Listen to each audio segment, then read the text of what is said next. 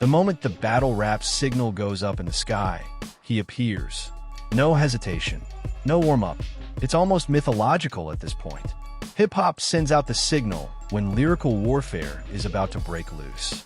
For days, maybe even weeks, the messages have been nonstop. Comments piling up, DMs flooding in. Because this wasn't just online chatter anymore. This wasn't a joke. This wasn't podcast banter that would fade after a news cycle. This had officially been taken a wax. And once that happens, everything changes. Fabolous has officially entered the chat, with a diss track aimed directly at 50 Cent. Two New York icons, two very different legacies, one unexpected collision. And the scary part? This doesn't feel like a friendly sparring match. This feels calculated. So the question becomes, are we witnessing the start of a real rap moment in 2025? Or is this just the opening shot of something much bigger? Keep watching, because this one has layers. Before we go further, support me by liking this video and subscribing to this channel. It helps a lot. Every rap battle has an origin story, and this one didn't begin with bars. It began with words, spoken casually, publicly, and maybe a little too comfortably. The tension traces back to podcast discussions involving Jim Jones, commentary surrounding industry figures, and 50 Cent publicly clowning the podcast itself, labeling its squatters and questioning money, ownership, and legitimacy. On the surface, it sounded like classic 50, trolling, poking, entertaining. But in hip-hop, context matters. Jim Jones isn't just some random voice. He's part of a lineage, and where Jim goes, Fabolous isn't far behind. Add in long-standing industry grudges, unresolved tension tied to recent documentaries, and 50's history of never letting disrespect slide, and suddenly the jokes don't feel so light anymore.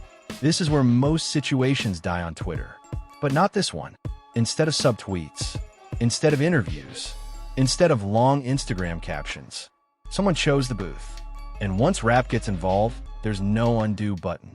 One of the most important things the commentary emphasizes is this: silence does not mean weakness. Fabolous has never been loud about his greatness. He doesn't chase controversy. He doesn't force himself into trending topics. But that's exactly why moments like this matter. There's an entire generation of listeners who may not fully grasp how cold Fab really is. They know the hooks, the features, the smooth records, but they didn't live through the era where Fab would hop on anybody's beat and leave it unrecognizable. He belongs to that rare category of rappers who don't need hype. They just need a beat. And that's what makes this dangerous. Because when a rapper like that decides to respond, it's usually not emotional. It's not rushed. It's measured. And measured rappers tend to be lethal. What makes this moment hit even harder is the choice Fab made. He didn't tweet. He didn't go live. He didn't send a slick quote to blogs. He rapped. That decision alone puts him in a different category. In today's era, where most disputes play out through captions and memes, choosing to rap feels almost rebellious.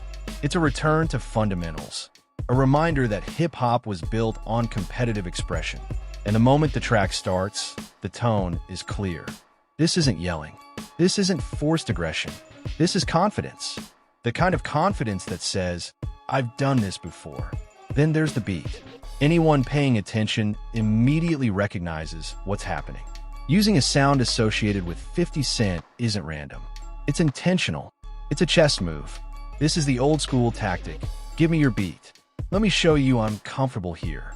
That alone tells the audience this isn't about clout. This is about dominance. Fab doesn't sound rushed. He doesn't sound uncomfortable. He glides across the instrumental like it belongs to him. And that's a subtle form of disrespect that hits harder than shouting ever could. As the track unfolds, the real strength reveals itself. Structure. This isn't just random shots. It's layered writing. Wordplay stacked on wordplay. Schemes that stretch across multiple bars. References that reward listeners who actually pay attention. The commentary pauses repeatedly to emphasize this point, because this is where casual listeners might miss what's happening. Fab isn't just insulting. He's reframing narratives. He's flipping accusations. He's reclaiming control of the conversation. That's elite rap. Predictably, the clout crowd shows up. The ones who say, "Oh, this is just for attention." And the commentary shuts that argument down completely. Because anyone who actually loves hip-hop knows this is exactly how things are supposed to happen. Rappers addressing real situations through rap isn't toxic, it's tradition. If someone hears this and thinks it's negative, that says more about their connection to the culture than the artist's intentions. This is art. This is competition. This is hip-hop functioning the way it always has.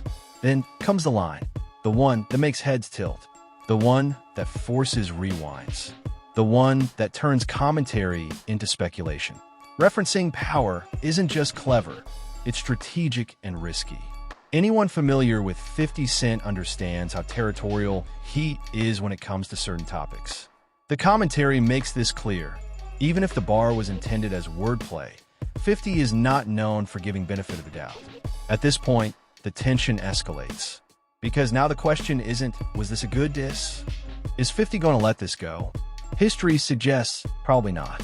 Speculation takes over, and it's entertaining. If 50 responds, it likely won't be long. It won't be subtle. It'll be strategic, promotional, loud in its own way. Hooks flipping TV references, bars layered with marketing, a diss that doubles as advertisement. That's the difference between these two styles. And that's what makes this matchup fascinating. This isn't just rapper versus rapper. It's lyricist versus mogul. Zooming out, the commentary highlights something bigger happening across hip-hop. 2025 has quietly become the year where veteran rappers are reminding everyone why they matter. Not through nostalgia, but through skill. This moment proves that the culture never died. It just needed artists willing to step back into the arena and show the difference between talking and doing. The final verdict doesn't exaggerate, but it's firm. Fab didn't rush. He didn't overshoot. He didn't disrespect the culture. He walked the line carefully, almost ceremonially. Every bar felt intentional. Every reference felt placed. It wasn't dirty. It wasn't chaotic. It was surgical. And sometimes, the most dangerous move is making it look easy. So now everything hangs in the air. Does 50 respond? Does this stay lyrical? Does this turn into something bigger? That's what makes this moment exciting. Thanks for watching. Remember to like this video and subscribe to this channel.